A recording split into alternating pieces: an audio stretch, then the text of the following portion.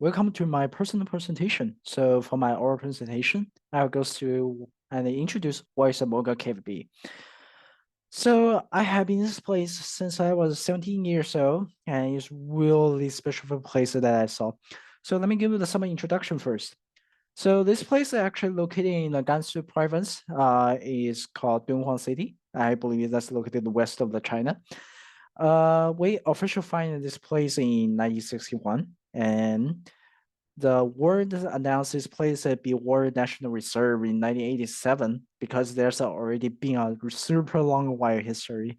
So this place is actually found, the archaeologists found this place could accord, they record that and predict this place was has found in Yuan dynasty and is in 366 EG, and which means like there's over 70 years of history for these places.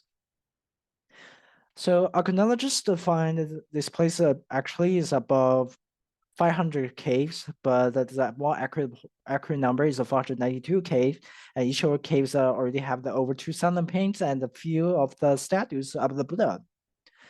All right, so for the stakeholder, there's four primary stakeholder in there. So first one is the Dunhuang City. That's the primary stakeholder for this place. They're primary to targeting how to do the sustainable development and keep this heritage and the reserve before under the protection. And the other is the local communities like social media, local people spread their information on it. And another one is the Chinese national government, as I would point, is World National Reserve. So the government is super focusing and then would like to make sure this place without any of the damages. Another one is just tourism from the other province or foreign tourism. So they could just like spend the money on the valuable and think, hey, this place is a value to go. Uh, Before I go to the management issue, we need to give some condition and find out why is management issue. So first of all, is the Mogao Cave was 5 floors. They usually be the 4 floors, but until Tang Dynasty, our first queen Wuzetie actually made an extra build for that floors. I believe it's 874 EG,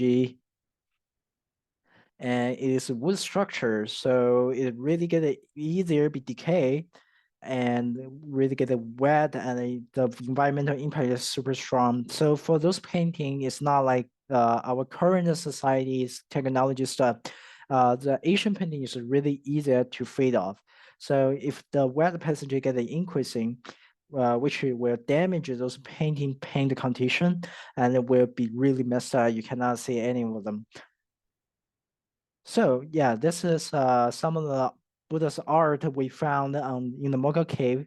So in the Mogao Cave, they require the tourist cannot take a picture in the cave because each of flashlight also will damage those painting condition.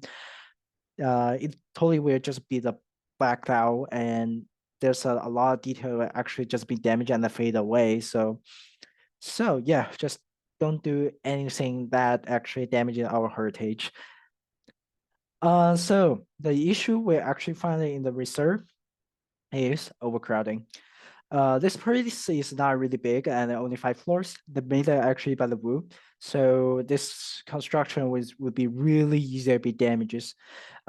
Second is each of the person moving the cave. It also will change the wet condition and the environmental condition, which would make those painting wet percentage cannot be consistent, be measured. So in this case, it will just be overcrowding. Not typically like too many people, but this is really not pretty good for those heritage stuff. Also is safety aware. You guys already see the backgrounds. That's actually Mogao K1 of platform B. So if it's raining, there's an environmental condition changing. That's really dangerous. Because besides it's over 7 years, those wood construction will be decay and you might really fall off and let all the people see in the dangers. How to solve this issue? I actually searched some information about these places, and they actually did a lot solution to deal with this problem. So first of all is limit the maximum number of a visitor. They limited like a maximum member be 3,000, and each of those 3,000 people will get like 20 be the guide service. So there's of course they have a guide tour service and with the interaction with those people, so they could get it easier to understand how was the history be. And it's also for the heritage protection. Each of the guy they will have the key to open the cave. Each of the cave will have a gate. So they usually just lock the gate until each of the king come to visit, so they will open it. This situation will protect this resort more easier and make sure there's not a lot of people just walk around and travel and damage those painting stuff. They also do the online booking system for the tickets. It's really easier to limit the member like a suicide, like they put a suicide ticket online so you could book it. Also, you can make the appointment. So say, hey, which day you want to come to visit? That would be super easier. You don't have the time issue and the frustration. And if you have a time issue, they will open the first 4 cave for free. So people would not be frustrated and say, hey, I just come here and I never have a chance to visit. The last one is really interesting one is called video announcement on the waiting line. So they will put the television on the wall and people will get to know those information more easier and they will not get bored. So for the conclusion, this place actually within a lot of wisdom and cultural development.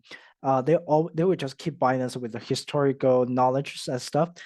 They increase for each generation a sense of awareness of the heritage protection.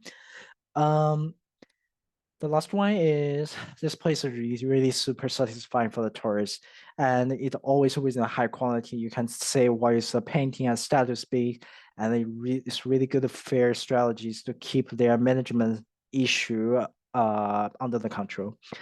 All right, so that's my presentation. Thank you for listening. If you like my presentation, leave a comment under there. All right, have a nice day. Bye.